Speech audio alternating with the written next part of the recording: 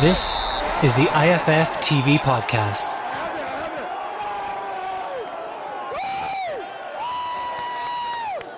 Hello, welcome to Irish Football Fan TV. This is the reaction to the Euro 2024 qualifying group that Republic of Ireland have been drawn with Holland, France, Greece and Gibraltar for our group, which is in many people's eyes an absolute disaster of a group, considering,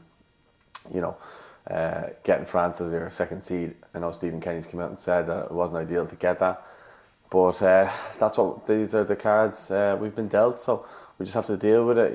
It's exciting in some ways that we have players like Virgil van Dijk and Mbappe and Benzema going to come to the Aviva, and obviously Ireland going away and away trips to these grounds as well is obviously exciting in that sense, but obviously going as major underdogs against these sides.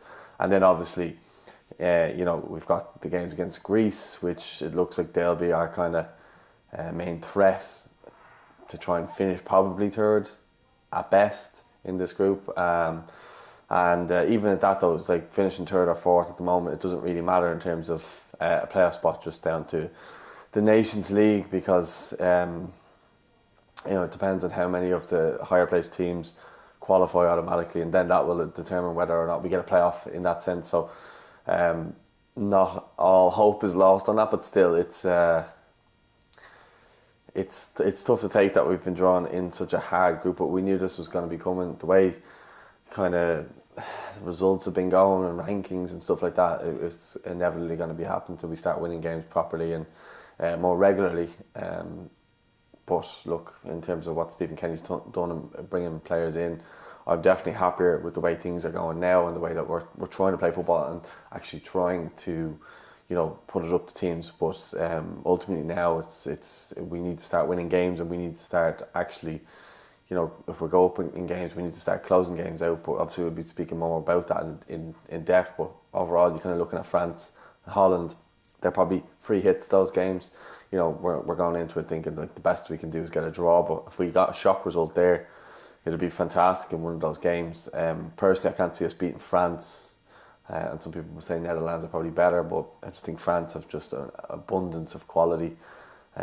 We would love like one of their star players in our team, never mind, or maybe not even a star player, would probably be our star player if they came into our squad. So that's how strong France are. I mean, they could probably have a B team that would be, really top class side either way. And Holland, then obviously we know with their squad how good they're going to be as well. So it's a bit of a nightmare. But like Greece, I know easy task either. I think they'll prove to be a very tough task for us. And I think we really need to be winning the games against Greece, and we can't be going out and drawing these games. We have to really actually go for it. And Gibraltar, look, we know we struggle historically with these kind of low block teams who just sit in and try to frustrate. But I think we're actually better under Kenny in terms of going forward and actually playing football, that we'd probably beat Gibraltar comfortably enough. You'd imagine we would, considering we've beaten the likes of Azerbaijan and seem to have learned from our mistakes with that game. Armenia, obviously I know there was a couple of minutes blip in there, but we have to just treat it like we're playing the bigger teams, because we tend to get decent results against the bigger sides, and our players tend to get up for it in that sense. But ultimately we just do need to start getting results, otherwise we're going to be pinned in groups like this consistently. I mean, it's, as far as from fans' point of view, it's great for these away trips, it's great to be going to all these places, and that'll be amazing. But at the end of the day, we do need to start winning games, and it's going to be a very, very tough ask of this side to go out and win against the likes of Netherlands and France and Greece. So yeah, look, it's a task that we need to overcome. We need to start showing our quality, but at the same time we need to be realistic in our targets. The third place is probably our best bet, and we need to be realistic in terms of, you look at our squad and where they're playing, what clubs they're at, and base that off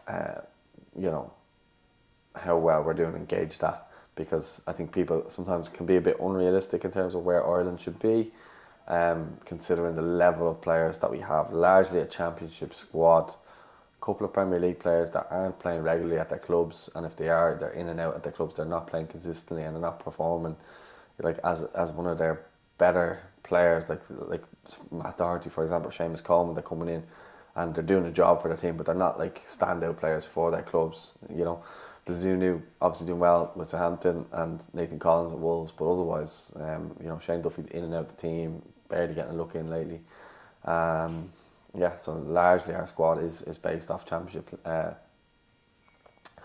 players and League One. So we just need to be realistic in that. Look, we need to go out and put on a show, get the results that we hope we can, and hopefully with a bit of luck goes our way throughout the campaign, and hopefully then we can maybe look towards getting to Euros, but it doesn't look that optimistic from the group. But we'll have to just try to be optimistic as best we can. But let us know your thoughts on the group in the comments, and do you think we can qualify? What's the best place you think we'll finish? All those things, let us know in the comments, and don't forget to subscribe to the channel as well. Don't forget to check out the Locker app. The link is in the bio. Really good app, and you know, it's such a good handy way of keeping up to date with everything, and it keeps it all in a kind of feed that's just based off what you would like, rather than just nonsensical stuff. So it's a really good app. I think you should check it out. I'll speak to you all soon. Thanks for watching. Take care.